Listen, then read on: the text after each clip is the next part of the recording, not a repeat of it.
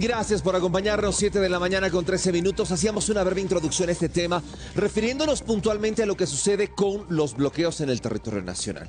A ver, el hecho de interrumpir que se pueda avanzar, que se pueda continuar, nos ha dado escenas bastante duras y bastante críticas en esta última manifestación. A propósito, le agradezco al diputado Carlos Alarcón, que ya lo tengo en directo para conversar con él sobre, primero, la evaluación que se hace sobre estas últimas manifestaciones. Solamente le pongo como ejemplo comida que tenía que llegar hacia Senda Verde, que de alguna u otra forma se ha visto interrumpida, una parte se ha perdido. Una ambulancia que tenía que trasladarse desde Oruro hacia La Paz con un menor en su interior tuvo que pasar por casi 10 puntos de bloqueo. Violaron la privacidad de este menor abriendo la ambulancia para saber si había algo o no. Coimas que, según se reportan, se han pedido en estas carreteras.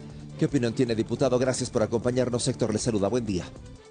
Muy buenos días. Yo he presentado el proyecto de ley antibloqueos el 15 de diciembre del 2025 porque los efectos de los bloqueos son devastadores para el ejercicio de derechos fundamentales de las personas, desde el derecho a la vida, a la integridad corporal, a la seguridad, al libre tránsito, a ejercer industria, ejercer comercio, importar bienes, exportar bienes, efectos devastadores en el conjunto de la economía y en la imagen internacional de Bolivia para que podamos salir adelante atrayendo grandes e importantes inversiones, un estado de inseguridad jurídica generalizado y lo peor es que se llega a un estado de caos, de anarquía, donde no impera la autoridad de ningún gobierno, ni de la ley, ni del Estado, ni de la justicia, porque los bloqueos son los que gobiernan Bolivia y no los gobernantes. Bueno, le decía, ¿cuál es su opinión acerca de lo que le acababa de mencionar por todo lo que hemos estado viviendo justamente en el país? Pero a propósito de lo que usted me menciona, del momento en el cual usted presenta este proyecto de ley, ¿qué ha pasado? ¿Está durmiendo el proyecto en la Asamblea? Bueno, el proyecto necesita el impulso de los legisladores del partido oficialista y de otros legisladores que tienen votos importantes en la oposición. No solamente depende de la Alianza Unidad, depende también de la Fuerza Política Libre, del PDC principalmente. Entonces, tiene que haber una decisión política de que si no desterramos la cultura del bloqueo, por todo lo que usted ha explicado en su introducción, Bolivia no tiene futuro, se va a volver un país inviable. Estamos retornando al estado de naturaleza, al caos, a la anarquía, a la justicia por mano propia, a la ley de la selva.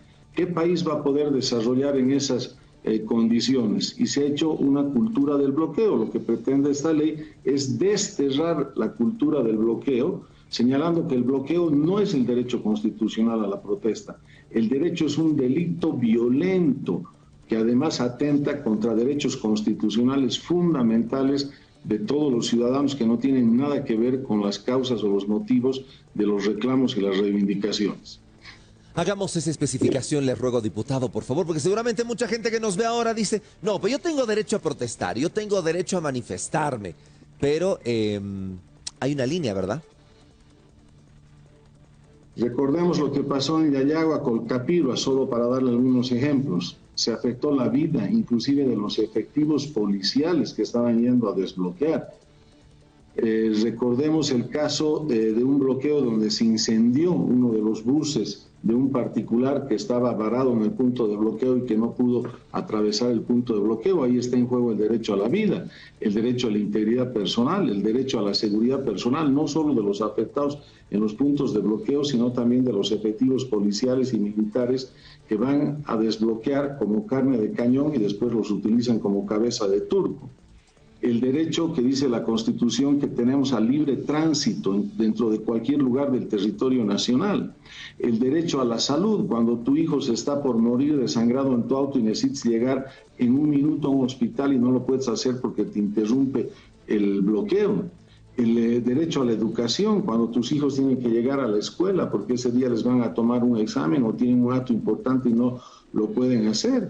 El derecho a que tus productos, lo que ha pasado con las floristas, con las flores, las verduras, las frutas, de gente sencilla que vive de la venta de esos productos y se pudren en los caminos. El derecho a los empresarios a importar, a exportar bienes de los cuales dependen los productos básicos de la canasta familiar de todos los bolivianos, y que con los bloqueos al haber desabastecimiento se encarece el precio de estos productos. El derecho a la estabilidad económica del conjunto del país, a la seguridad jurídica del conjunto del país, el derecho que tenemos los bolivianos a tener un Estado mínimamente ordenado, que ponga orden de seguridad, de paz, de trabajo, de todas las condiciones que necesitamos para progresar, y la delincuencia de los bloqueos nos lo impide. Esos son, yo te diría, los derechos principales. En cualquier país democrático del mundo, la razón principal para convertir una conducta en delito es cuando te atenta contra derechos constitucionales.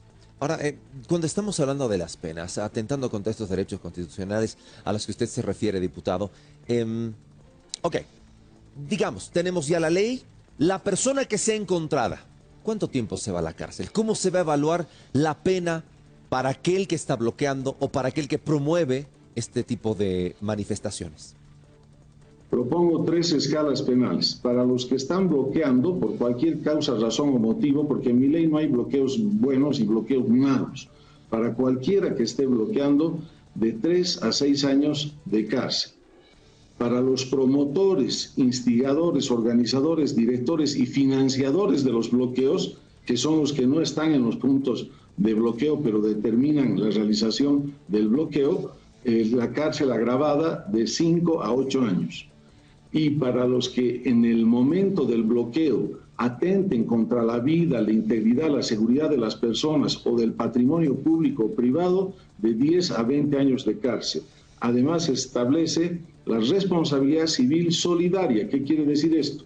Que cualquiera de los bloqueadores que sea demandado, inclusive por la vía civil, no es necesario hacer la vía penal, va a responder de la totalidad de los daños y perjuicios con relación a ese afectado o a esos afectados o víctimas de los bloqueos que lo han demandado penal o civilmente. Y las garantías para los policías y militares para que no sean usados como carne de cañón, mandándolos desguarnecidos a levantar los bloqueos, o como cabeza de turco cuando a ellos los convierten de víctimas en victimarios y a los bloqueadores de victimarios en víctimas. Insisto con esta pregunta, diputado. Lo que usted propone es muy interesante, debo decirlo, sí, a concepto personal, pero ¿cómo hacemos para que se apruebe en la Asamblea? Bueno, ahí depende de la voluntad del propio gobierno. Vamos a tener un gobierno que va a seguir en esta dinámica totalmente de círculo vicioso, donde los que bloquean son los que gobiernan y los gobiernos son los que obedecen, o de una vez por todas vamos a recuperar la autoridad mínima del Estado en beneficio de los derechos fundamentales de los bolivianos, ultrajados, lacerados y violentados por los bloqueos. Y lo propio para mis colegas legisladores. Yo he hecho la primera parte, he hecho un proyecto de ley que creo que es el que necesita Bolivia en este momento y en estas circunstancias.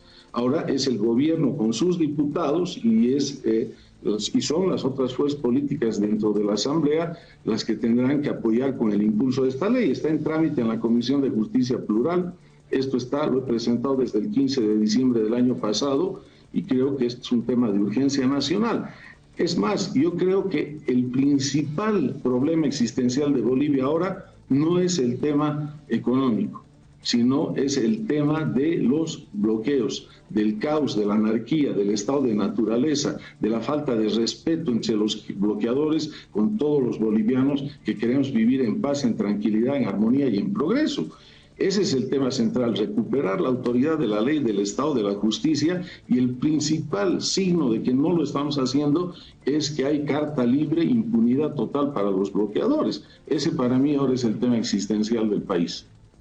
Sí, y varias denuncias que nos han llegado, diputado, en torno a este tema, hacían referencia a lo que le indicaba al inicio de esta entrevista, que inclusive se hacían cobros en medio de los bloqueos. ¿Quieres pasar? Son 50 bolivianos. ¿Quieres pasar? Son 100 bolivianos, ¿no? Y ahí se va gestando un montón de cosas que interrumpen y pueden provocar hasta la muerte de una persona, como le decía este ejemplo de la ambulancia. Diputado. Un tema importante ahí, si me permite, claro. La ley establece que se suman las penas por los otros delitos que se cometan en los puntos de bloqueo por los bloqueadores.